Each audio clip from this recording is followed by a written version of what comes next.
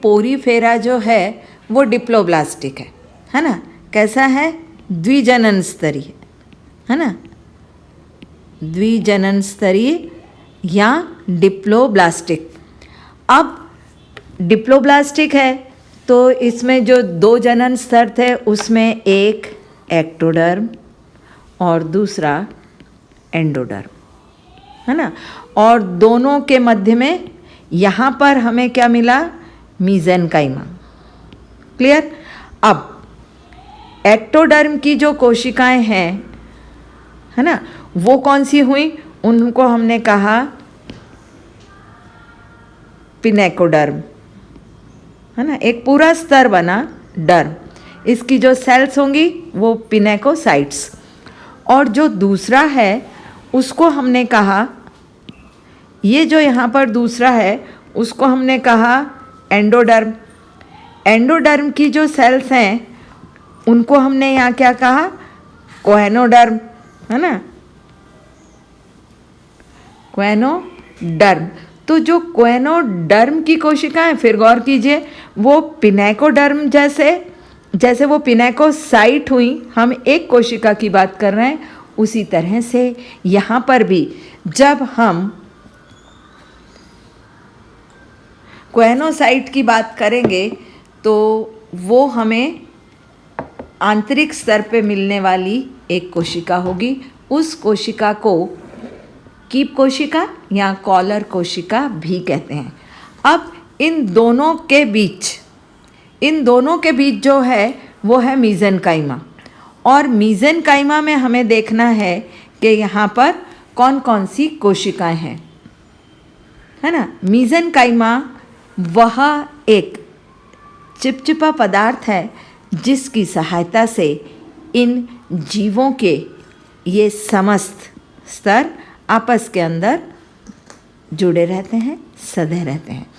इस मीजेनकाइमा में भी अन्य कोशिकाएं पाई जाती हैं, जिस पर हमें कई बार क्वेश्चन भी आता है कि पोरीफेरा की मीजेनकाइमी कोशिकाओं का वर्णन कीजिए, या पोरीफेरा में पाई जाने वाली विभिन्न कोशिकाओं का वर्णन कीजिए, या संघ पोरीफेरा के शारीरिक संगठन को दर्शाने वाली विभिन्न कोशिकाओं का वर्णन कीजिए। तो इन सब के लिए हमें यह देखना होगा कि पोरीफेरा में कौन कौन प्रकार की कोशिकाएं पाई जाती हैं। ठीक है, तो ये कोशिकाएं, अब हम इसे देखें सेल्यूलर ऑर्गेनाइजेशन ऑफ पोरीफेरा या पोरीफेरा का कोशिकीय संगठन। तो जैसा मैंने आपको बताया कि इसमें पहले पिनेकोडर्म में पाई जाएंगी पिनेकोसाइट्स, है ना। तो यहाँ देखिए, यह पिनेकोसाइट्स, अर्थात पिनेकोसाइट्स की कोशिकाएं इस प्रकार, आप यहाँ देखिए, यह सामान्य सरल कोशिकाएं हैं, ये चपटी हैं, इनके अंदर केंद्रक पाया जाता है। पिनेकोसाइट्स जो हैं ये बाहर की तरफ भी हो सकती हैं और अंदर की तरफ भी। तो वहाँ तो आपको ध्यान होगा, पहले हमने पढ़ा एक्टोपिनेकोसाइट और एंडोपिनेकोसाइट हैं, दोनों पिनेकोसाइट। दोनों से जो स्तर बनेंगे वो क्या बनेंगे? पिनेकोडर्म, है ना। तो इसमें यहाँ पर हम जो इसे देख रहे हैं, तो ये दोनों क्या हुई? ये दोनों हुई पिनेकोसाइट। स्थान के बदलाव के कारण हमने इसे एक्टो और एंडो कहा। अब पिनेकोसाइट्स जो हैं ये कई बार रूपांतरित हो जाती हैं, और इनका जो रूपांतरण हुआ स्वरूप होता है वो दो भाग बनाता है। उसमें से एक कहलाती है मायोसाइट और एक कहलाती है पोरोसाइट। तो ये रही मायोसाइट। मायोसाइट, आप उसके नाम को गौर कीजिए, उसमें हमें वहाँ पर फिर स्पष्टता दिखाई देती है कि मायोसाइट संकुचन के लिए रूपांतरित हुई कोशिका है। इसका जहाँ पर उपयोग होगा वहाँ पर ये अधिकतर हमें दिखाई देती है। तो ये जो यहाँ पे हमें दिखाई दे रही है ये क्या है? मायोसाइट। ठीक है, मायोसाइट। मायोसाइट किसका रूपांतरित स्वरूप है? पिनेकोसाइट का। इसके अंदर संकुचनशील होने की क्षमता है, प्लस इसके साथ ये देख रहे हैं आप कुछ इस तरह प्रवर्ध भी निकले हुए हैं, देख रहे हैं ये यहाँ पर इसके कुछ प्रोसेसेस अलग से होते हैं। तो यह जो सेल है ये कहाँ मिलेगी? ये मिलेगी जहाँ पर संकुचन के कार्य की आवश्यकता है, जैसे आपके इसमें पाए जाने वाले ओस्टिया प्लस ऑस्क्यूलम के आसपास इस तरह की हमें कोशिकाएं मिलती हैं, और इसका कुछ स्वरूप हमें एपोपाइल के पास भी मिलता है। ये नाम जब मैं आपको कैनाल सिस्टम पर पढ़ाऊंगी तब और स्पष्ट होगा। इसी प्रकार से पिनेकोसाइट का जो दूसरा मॉडिफाइड रूप है उस कोशिका को उसे कहते हैं पोरोसाइट। तो आप यहाँ ध्यान दें, पोरोसाइट अर्थात जिसमें पोर है ना। अब एक तो इसमें यहाँ पर मिलेगा हमें केंद्रक, प्लस एक इसमें यहाँ मध्य में ऐसा पूरा स्पेशियस साइड दिखती है जिससे होकर जल की धारा अंदर प्रवेश करेगी और इस तरह से अपना दूसरा रुख लेगी। तो चूंकि ये कोशिका के अंदर क्या है? एक पोर सदृश संरचना है, इसलिए ये सेल्स क्या हुई? पोरोसाइट्स। तो पोरोसाइट्स भी मॉडिफिकेशन किसका कहलाएंगी? पिनेकोसाइट का। तो अब आप समझ गए पिनेकोसाइट पोरीफेरा के एक्टोडर्म की कोशिकाएं हैं जो पिनेकोडर्म बनाती हैं। अपने स्थान के मुताबिक ये एक्टोपिनेकोसाइट और एंडोपिनेकोसाइट्स कहलाती हैं। अपने रूपांतरण के आधार पर यह पुनः दो भागों में विभक्त होती हैं, एक मायोसाइट, दूसरी पोरोसाइट। पोरोसाइट की उपस्थिति जो है ये जहाँ पर इन करंट कैनाल रेडियल कैनाल से मिलती है उस स्थान पर ये पोरोसाइट्स भ्रूणीय अवस्था में रहती हैं, और बाद में इनका ये बीच का स्पेस, ये आप देख पा रहे हैं, यह स्पेस जलधारा के लिए एक मार्ग निर्मित करता है। तो ये थी, इसमें हमने देखी पिनेकोसाइट। मायोसाइट एपोपाइल पे होंगी तो उसी तरह से पोरोसाइट्स हमें कहाँ मिल जाएंगी? प्रोसोपाइल पे।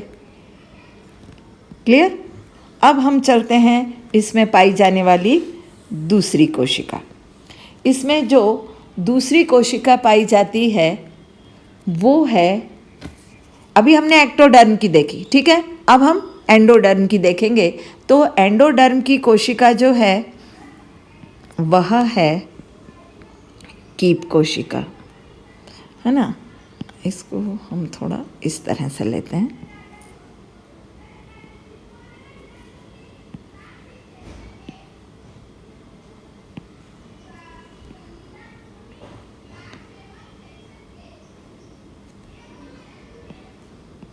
ये इसकी कीपाकार कोशिका, जिसे कोहेनोसाइट भी कहते हैं, और इसमें ये ऊपर की ओर इस प्रकार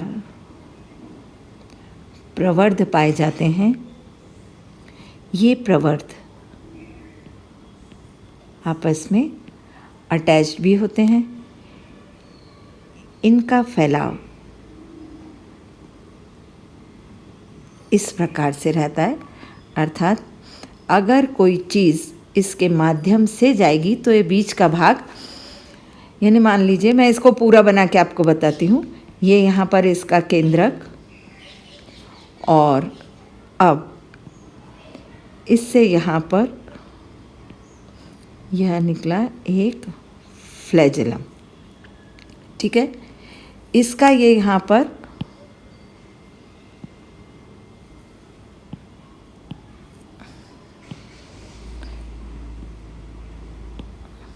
ये देखिए, ये इसका फ्लैजेलम, ये पूरा है ना। इसमें इस तरह से अंदर से निकलता हुआ है। उसके अतिरिक्त एक कोशिका में जो संरचनाएं पाई जाती हैं वो इसमें यहाँ पर सब हमें दिखाई देंगी, लेकिन अभी हम इसके चूँकि शेप और इसको हाईलाइट कर रहे हैं, तो इसमें ये यहाँ पर साइटोप्लाज्म,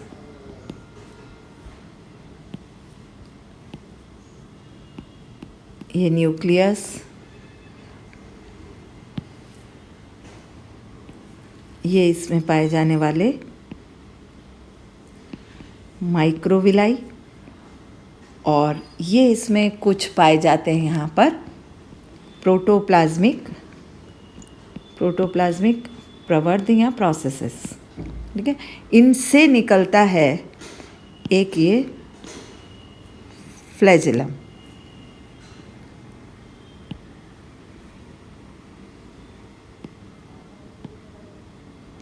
ये देख रहे हैं, ये न्यूक्लियस के ऊपर संरचना, इससे निकला फ्लैजेलम। अब फ्लैजेलम को अगर आप देखें तो फ्लैजेलम में हमें 9+2 का मॉलिक्यूलर लेवल दिखता है। यह क्या है, ये चीज़ जब मैं आपको सीलिया और फ्लैजेला पढ़ाऊंगी तब बताती हूँ। तो इस प्रकार अभी जो आप देख रहे हैं वो है एक कोएनोसाइट। क्लियर रहा? इसे कीप कोशिका या कॉलर कोशिका भी कहते हैं। यह पोरीफेरा के एंडोडर्म की कोशिका है जो कोएनोडर्म का निर्माण करती है।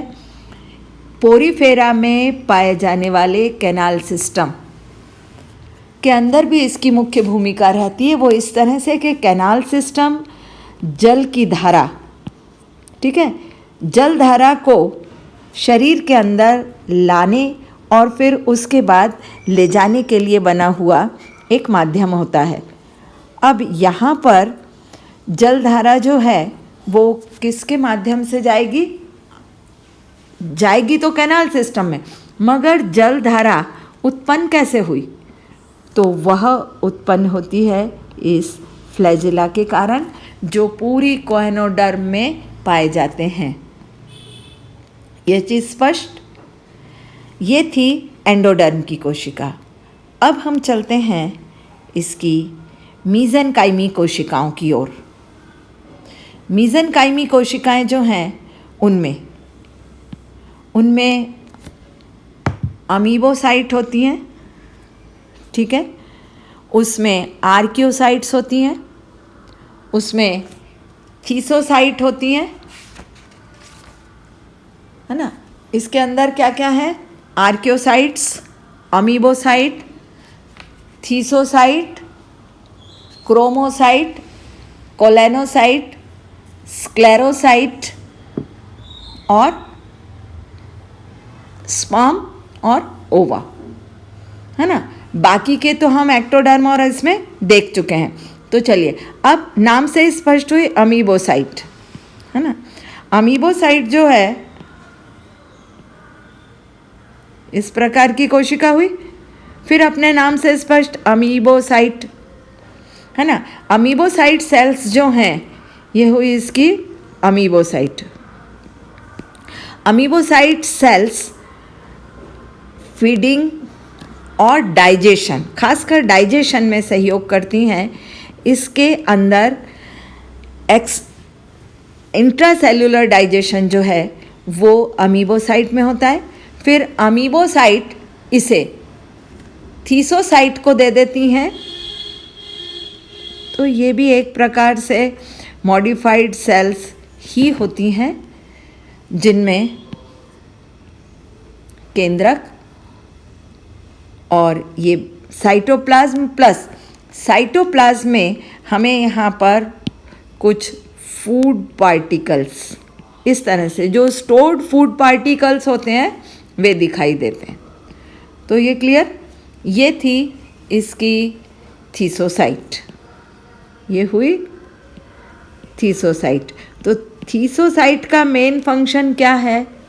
फूड को स्टोर्ड करना।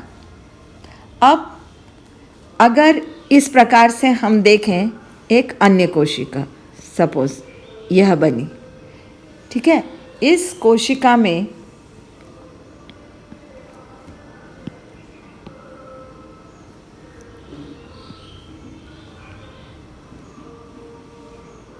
यह कोशिका क्लियर है। इसमें अब आप देखिए, अगर कुछ विशेष प्रकार के पिगमेंट्स पाए जाएं, है ना, तो चूंकि इसमें कई तरह के पिगमेंट्स हैं, इसलिए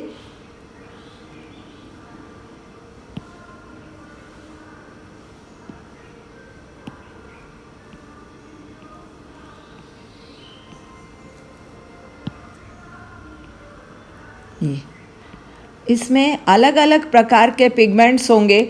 चूँकि इसमें पिगमेंट्स हैं, इसलिए हम इस कोशिका को क्या कहेंगे? तो हम इस कोशिका को कहेंगे क्रोमोसाइट। Chroma means colour. ये अंदर की तरफ क्या हो जाएंगे? ये हो जाएंगे पिगमेंट्स। क्लियर? ये रहे इसके पिगमेंट्स। और थीसोसाइट में क्या होंगे? थीसोसाइट में हमें दिखाई देगा स्टोर्ड फूड, है ना। एमीबोसाइट डाइजेशन में सहयोगी होती हैं, है ना। अब हम चलते हैं इसके नेक्स्ट की ओर, जिसे हम कहेंगे कोलेनोसाइट। ठीक है, तो कोलेनोसाइट जो इसकी कोशिका है वह कुछ इस प्रकार की होती है, जिसमें इस तरह से कुछ प्रवर्त जैसी संरचना निकली होती है, जो एक्सॉन के समान कार्य करती है। गौर कीजिए, मैंने ये नहीं कहा कि यह एक्सॉन है ना, यह एक्सॉन के समान कार्य करती है। तो इसके ये जो प्रोसेसेस निकले हुए हैं, ये इसको अन्य कोशिकाओं से विभेदन देता है।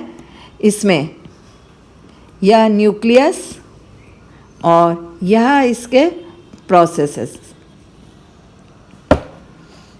ठीक है, अब इसके अंदर अन्य, तो ये वाली कौन सी कोशिका हुई, इसको आप ध्यान दें, ये है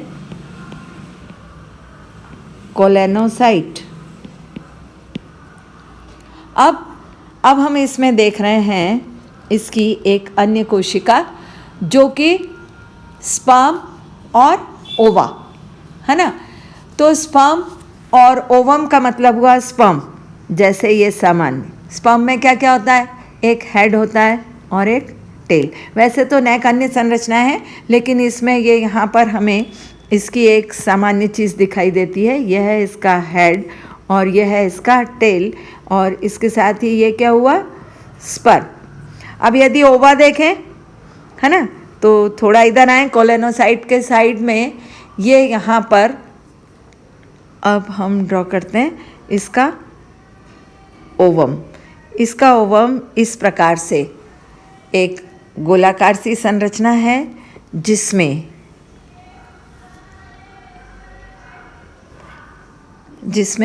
एक न्यूक्लियस, और इस तरह से ये इसका न्यूक्लियस और ये इसकी अन्य संरचना, ये हुआ ओवम। ठीक है, अब बचती है स्क्लेरोसाइट। तो स्क्लेरोसाइट सामान्यतः स्क्लेरोब्लास्ट के रूप में होती है। स्क्लेरोब्लास्ट ये एक सामान्य कोशिका है ना, किसी भी मात्र कोशिका को। तो यह कोशिका चूंकि स्केलेटन का निर्माण करती है, तो एक स्क्लेरोब्लास्ट के रूप में रहती है, जो अपने विभिन्न विकासी पदों के बाद स्पिक्यूल का निर्माण करती है, और जो स्पिक्यूल इसमें बनता है वो किसी भी शेप का इस तरह से हो सकता है। तब हमें प्रारंभिक अवस्थाओं में यहाँ पर इस कोशिका के कुछ भाग दिखाई देते हैं जो बाद में धीरे धीरे ख़त्म हो जाते हैं, है ना। इस प्रकार ये हुआ स्क्लेरोसाइट जो इसके स्पिक्यूल्स का निर्माण करती है। इस तरह से ये पूरी होती हैं। इसमें पाई जाने वाली सभी कोशिकाएं, मीसेनकाइम कोशिकाएं भी हैं ये सब, और अन्य कोशिकाएं भी हैं, पिनेकोडर्म और कोहेनोडर्म।